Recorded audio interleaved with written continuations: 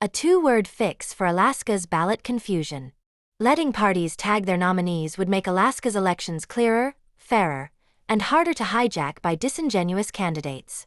In 2024, Alaska Democrats were understandably incensed when Eric Hafner, a convict who had never lived in their state, ran for Alaska's U.S. House seat as a Democrat. State and federal law allowed Hafner to seek the office, and state law let him register with the party he preferred. The state Democratic Party, for its part, could do nothing. It had no way to disavow him or indicate on the ballot its endorsement of incumbent Representative Mary Peltola.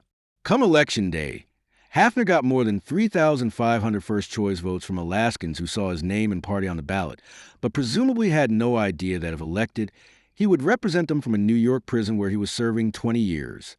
2 years earlier, the state Republican Party was the one fuming. Sarah Palin and Nick Begich III, registered Republicans, both on the top 4 general election ballot, were feuding on the campaign trail, refusing to cross-endorse each other as co-partisans typically do in ranked choice elections. The state GOP endorsed Begich early and never endorsed Palin. In the general election, Palin and Begich split Republican votes as expected, pushing the election to Mary Peltola, who became the first Democrat in the seat in 49 years. 2 years later, with Palin out of the picture and New York prisoner Hafner siphoning off Democratic votes from Peltola, Begich reclaimed the post for the GOP. Now, both Republicans and Democrats in Alaska have a beef with a minor flaw in their state's ballot rules that lets candidates claim a party, but doesn't let parties claim candidates. The same flaw fusses California and Washington, the 2 other states that use unified all-candidate primaries. In short, any candidate in these 3 states can claim any party, potentially confusing voters as to who really represents their values. And political parties can do nothing to stop them. The fix: let parties tag their endorsed candidates on ballots. The fix to this problem in all 3 states is easy.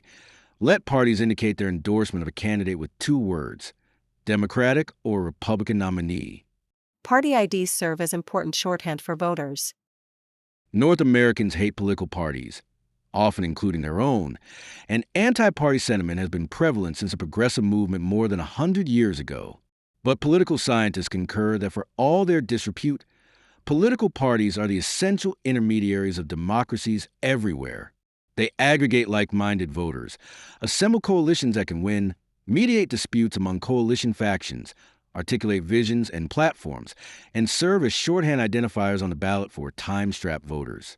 Indeed, party identification is so valuable that in its absence, many voters lean on unreliable markers, such as gender or surname, to try to guess which right candidate is right for them. Giving parties space to claim their nominees on ballots in Alaska, California, or Washington would not change the state's election system in fundamental ways, but it would provide voters with more reliable information. Research confirms party IDs help voters. Research by political scientist Cheryl Boudreau and her colleagues at the University of California, Davis, shows that informing voters of candidates' party endorsements helps them correctly identify candidates whom they agree with.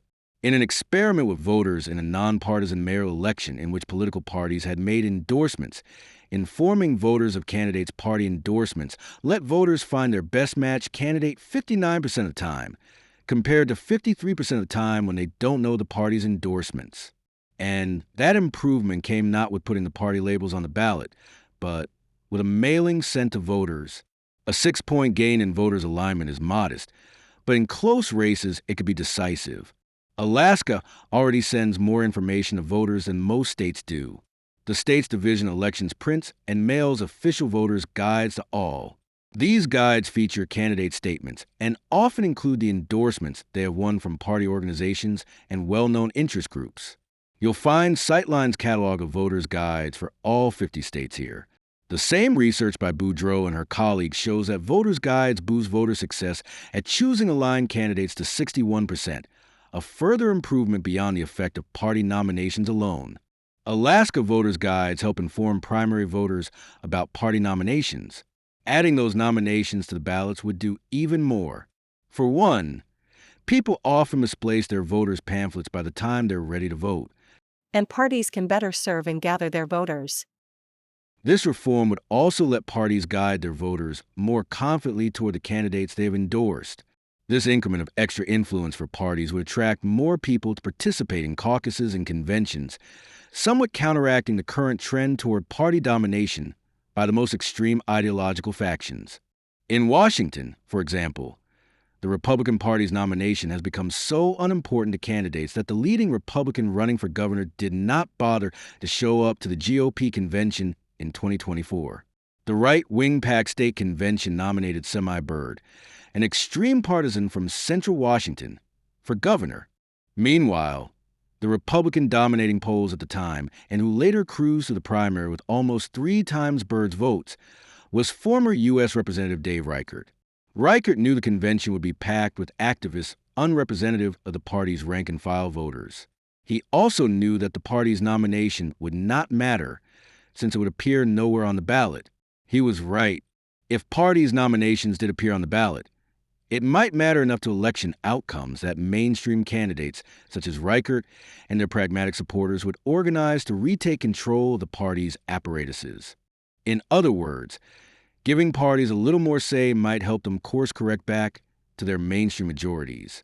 Ready legislative language to make the tweak.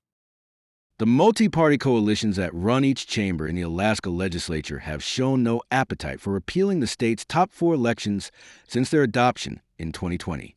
Indeed, a majority of members seem satisfied with the new system.